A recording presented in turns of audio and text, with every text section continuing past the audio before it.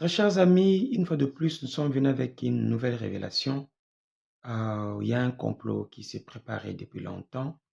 Après le premier complot qui est la transition qui commence à se confirmer, parce qu'on avait prévu que M. Tshisekedi Tshilombo avait planifié une transition. Non, c'est pas repousser les élections, c'était la transition qui s'est préparée, qui a déjà commencé à se préparer depuis longtemps.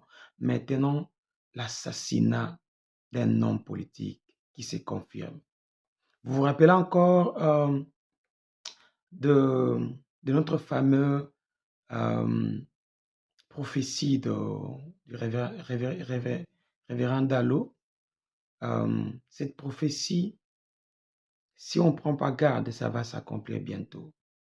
Je vous dis bonsoir, bonsoir ou bonjour, selon l'heure à laquelle vous nous suivez, parce qu'ici chez nous, il est déjà pratiquement minuit.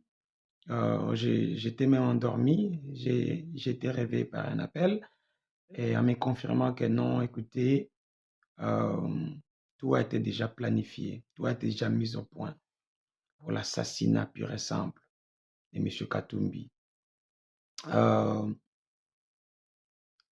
Selon le plan, ça devait être comme une embuscade, ça devait être comme quelque chose qui n'était pas prévu, mais heureusement, il a aussi dans son sein des gens qui sont très bien informés, très bien formés aussi, qui ont quand même essayé de le faire échapper au moment opportun. Nous avons regardé de loin comment ça s'est passé à Mwanda, comment les gens se sont battus, la police est venue, mais c'est simplement maintenant qu'on a eu la confirmation que non, c'était un plan d'assassinat. Même le motif qu'on lui poussait à tout moment d'aller chez Top Congo, il doit parler. C'était un plan, c'était un piège qu'on a tenté sur sa personne. Mais heureusement, le monsieur est tellement bien informé et tellement malin, il a déjoué tous ces plans-là. Maintenant, là, c'est sa personne qui est visée physiquement, son élimination physique qui est visée. Nous déplorons vraiment, avec toutes les dernières énergies, cette tentative d'assassinat.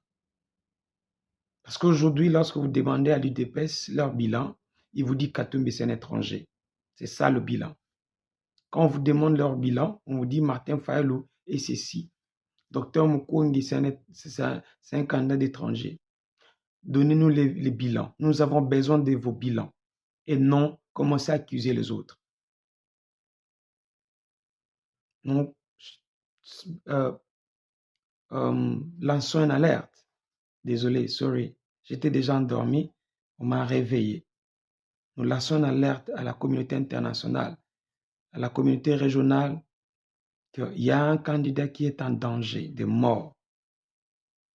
On a signé déjà son arrêt de mort. Protégez ces candidats-là. C'est comme j'avais dit dans ma précédente vidéo, il y a une force occulte, une très grande force occulte, cette force-là savent que si aujourd'hui ces candidats-là accèdent à la tête de notre pays, il y aura un changement. C'est pour cela qu'ils se battent jour et nuit pour que cette personne-là ne puisse jamais accéder. Ce sont les calomnies, les injures de chaque jour. J'ai appris pendant la journée que les comédiens ont reçu 2000 $ à chacun pour aller supporter Tshilombo à Kananga.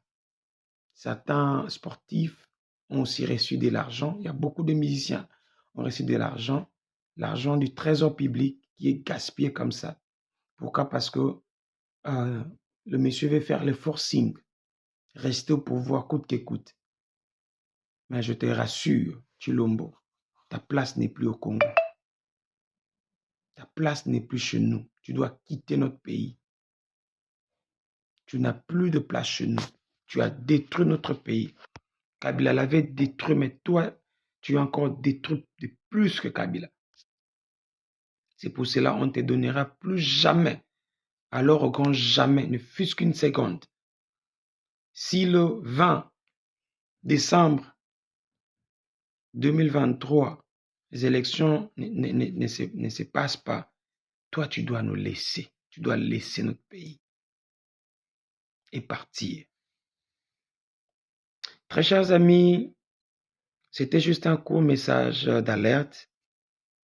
Un court message d'alerte pour vous dire que non, priez pour nos candidats. Nos deux candidats, il y a Martin Fayulu et Moïse Katumbi, priez pour eux, pour que Dieu le protège, que Dieu puisse être avec eux. Sinon, l'un d'entre eux va mourir avant les élections. Je vous dis jamais de la blague, je suis venu avec des révélations sur la transition. Maintenant là, cette semaine ici, la Cour constitutionnelle et la CENI est en train de voir comment repousser. Mais moi, je vous dis, c'est pas repousser. Ils sont en train d'étudier une transition. Et c'est la même chose avec ce que j'ai prédit. Merci beaucoup. Je vous dis merci. Partagez comme d'habitude. Pour les gens qui ne sont pas encore abonnés, abonnez-vous s'il vous plaît. Nous avons besoin de vos soutiens. Vous verrez nos numéros s'afficher quelque part, si pas en haut. En bas, même souvent c'est en haut. Appelez-nous, donnez-nous des nouvelles, discutez avec nous. Si vous avez des avis contraires, n'hésitez pas à partager avec nous. Nous sommes très ouverts. Nous ne sommes pas des ennemis. Nous ne sommes pas des ennemis comme Tilombla dit au Kananga. Nous ne sommes pas des ennemis. C'est simplement qu'on estime que non, tu n'es pas la personne la mieux placée pour diriger le pays. Le Congo est trop grand pour toi. Et le Congo n'a pas besoin d'une personne comme toi. C'est pour cela qu'on te dit, laisse notre pays tranquille. Le 5 ans, tu as assez amassé, tu as assez volé, tu as assez détruit. Enough is enough. It's time now for you to move out, to step down and let a true leader take over of that country, that big country. Parce que ce n'est pas simplement le Congo, c'est l'Afrique entière qui va bénéficier. Si le Congo se démarre, si le Congo se démarque, si le Congo va en avant, c'est l'Afrique qui va en bénéficier. Chase, partagez nos vidéos, aimez, likez, commentez et surtout, abonnez-vous. Nous avons besoin de vos voix, nous avons besoin de vos abonnements parce que nous voulons que nos messages puissent aller le plus loin possible. Bonne soirée à vous. Bye bye. À nous revoir demain.